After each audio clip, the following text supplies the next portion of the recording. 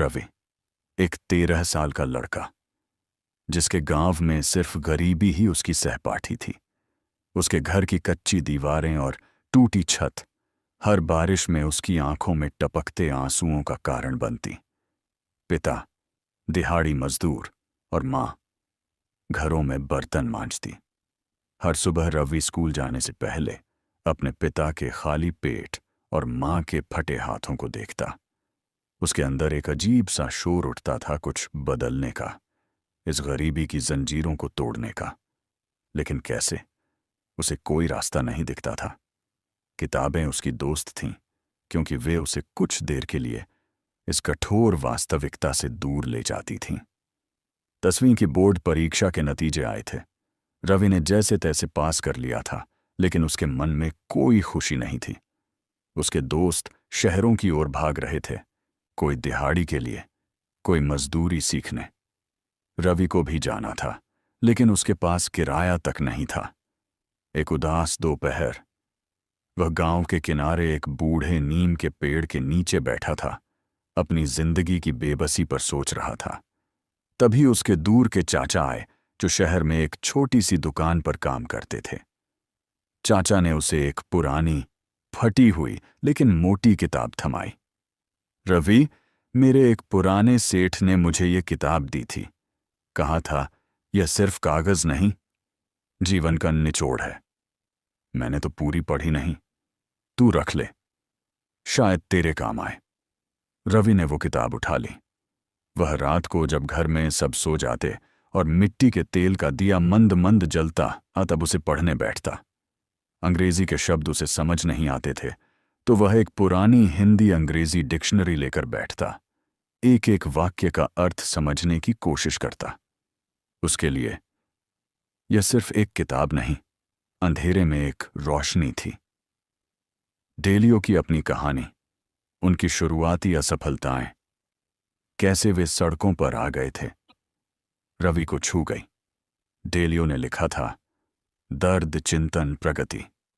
रवि ने महसूस किया कि उसकी अपनी गरीबी, उसकी बेबसी, ये सब उसका दर्द है। लेकिन डेलियो ने सिखाया कि इस दर्द पर चिंतन करना होगा। रवि ने पहली बार अपनी गरीबी को सिर्फ एक अभिशाप नहीं, बल्कि सोचने का एक विषय माना। उसने सोचना शुरू किया, हमारे परिवार की आर्थिक स्थिति इतनी खराब क्यों है?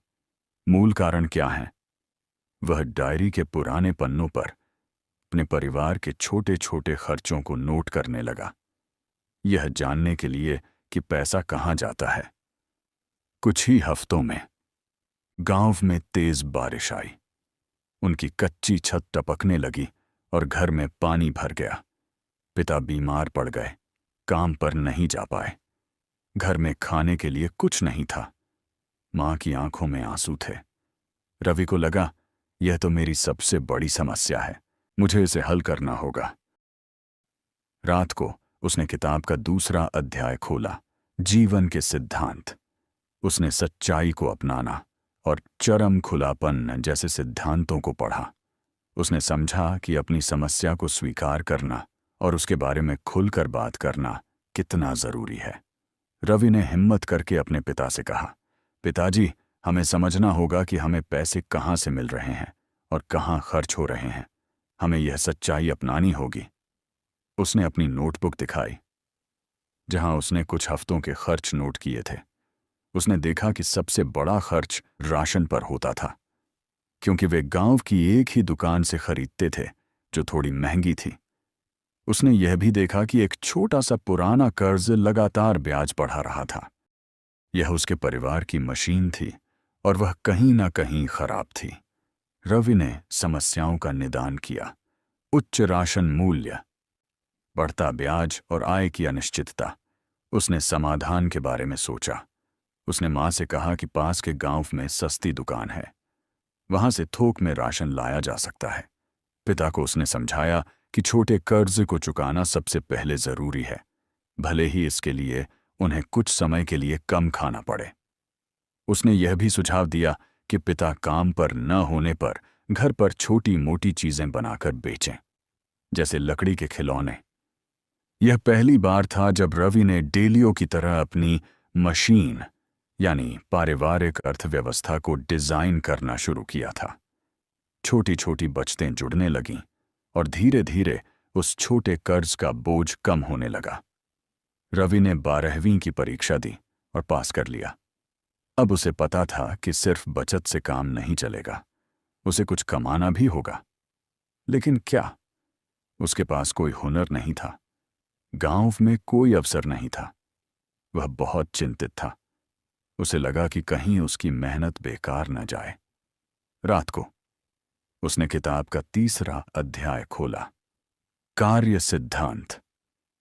उसने अर्थपूर्ण कार्य और अर्थपूर्ण संबंध और एक योग्यता आधारित योग्यता बनाए जैसे सिद्धांतों को पढ़ा। उसने समझा कि काम सिर्फ पैसे कमाने के लिए नहीं होता, उसमें उद्देश्य भी होना चाहिए। रवि ने देखा कि उसके गांव में मोबाइल रिपेयरिंग की कोई दुकान नहीं थी और लोगों को छोटे छोटे कामों के लिए भी शहर जाना पड़ता था। उसने यह भी देखा कि गांव में साइकिलें बहुत चलती थीं, लेकिन उन्हें ठीक करने वाला कोई नहीं था। उसने डेलियो के बाहर से ऊपर देखें, यानी एक पक्षी की आंख से देखें, सिद्धांत को समझा। उसने गांव की जरूरतों को एक सिस्टम के रूप में देखा। उसने सोचा कि मोबाइल रिपेयरिंग और साइकिल रिपेयरिंग दोनों ऐसे काम हैं जिनकी गांव में जरूरत है, भले ही उसे ये काम कभी पसंद न हो। उसने अपनी पूर्वाग्रहों को किनारे रख दिया।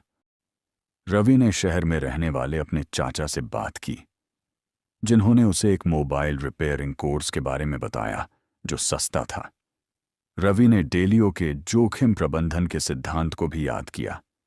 उसने अपनी सारी बचत कोर्स में नहीं लगाई, बल्कि पहले कुछ वीडियो देखकर और चाचा से सीखकर बेसिक रिपेयरिंग सीखी। उसने गांव के एक खाली पड़ी दुकान के कोने में एक छोटी सी जगह किराए पर ली। उसने अपनी मशीन को बेहतर बनाना शुरू किया। उसने शुरू में केवल पंचर लगाना और छोटी मोटी मोबाइल की समस्याएं ठीक करना शुरू किया। उसकी ईमानदारी और काम की गुणवत्ता ने उसे जल्दी ही पहचान दिला दी। वह अत्यधिक पारदर्शिता रखता था। ग्राहक को पहले ही बता देता था कि मरम्मत में कितना खर्च आएगा और क्या समस्या है। धीरे धीरे उसकी कमाई बढ़ने लगी। रवि अब अच्छा कमा रहा था। उसने अपने घर की छत ठीक करवा दी थी और उसके पिता को अब दिहाड़ी की चिंता नहीं थी। लेकिन एक दिन उसके गांव में एक बड़ा मोबाइल रिपेयरिंग वाला शहर से आकर दुकान खोलने लगा। रवि चिंतित हो गया। उसे लगा कि उसका धंधा चौपट हो जाएगा। उसने फिर अपनी डेलियो की किताब उठाई। उसने किताब को फिर से पढ़ा। इस बार अपनी मशीन को डिजाइन, संचालन और बेहतर बनाएं और असहमति को रचनात्मक रूप से हल करें जैसे सिद्धांतों पर ज्यादा ध्यान दिया। रवि ने डेलियो की तरह अपनी मशीन यानी अपनी दुकान का निदान किया। उसने देखा कि शहर वाला दुकानदार उससे बेहतर टूल्स और ज्यादा प्रकार की रिपेयरिंग कर रहा था। रवि ने सच्चाई को अपनाया। वह जानता था कि उसे प्रतिस्पर्धा करनी होगी। उसने चरम खुलापन अपनाया और शहर वाले दुकानदार के पास गया। उसने उससे सीखने की कोशिश की। उसे अपनी कुछ समस्याओं के बारे में बताया। शहर वाला दुकानदार उसकी ईमानदारी से प्रभावित हुआ और उसे कुछ टिप्स दिए। रवि ने अपने व्यापार में नवाचार लाना शुरू किया। उसने पुरानी साइकिलें खरीदना और उन्हें ठीक करके बेचना शुरू किया, क्योंकि शहर वाला दुकानदार यह नहीं करता था। उसने गांव में घर घर जाकर मोबाइल ठीक करने की सेवा भी शुरू की, जो शहर वाला दुकानदार नहीं कर सकता था। रवि अब केवल एक मोबाइल या साइकिल मैकेनिक नहीं था। वह गांव का एक सफल युवा उद्यमी बन गया था। उसने अपने कमाए पैसों से गांव में छोटी सी लाइब्रेरी खोली, जहां उसने अपनी सबसे प्रिय किताब रेडेलियो की प्रिंसिपल्स भी रखी। वह अब बच्चों को मुफ्त में बेसिक रिपेयरिंग और वित्तीय साक्षरता सिखाता है। उसकी कहानी गांव के हर बच्चे के लिए प्रेरणा थी। रवि ने समझा कि डेलियो के सिद्धांत सिर्फ व्यापार के लिए नहीं, बल्कि जीवन की हर चुनौती का सामना करने के लिए एक रोड मैप है। वह अपनी मशीन, अपने जीवन को हर दिन डिजाइन, संचालन और बेहतर बनाता रहता है, यह जानते हुए कि सिद्धांतों की पुकार उसे हमेशा सही रास्ते पर ले जाएगी। गरीबी के अंधेरे से निकालकर उम्मीद की इबारत लिखेगी।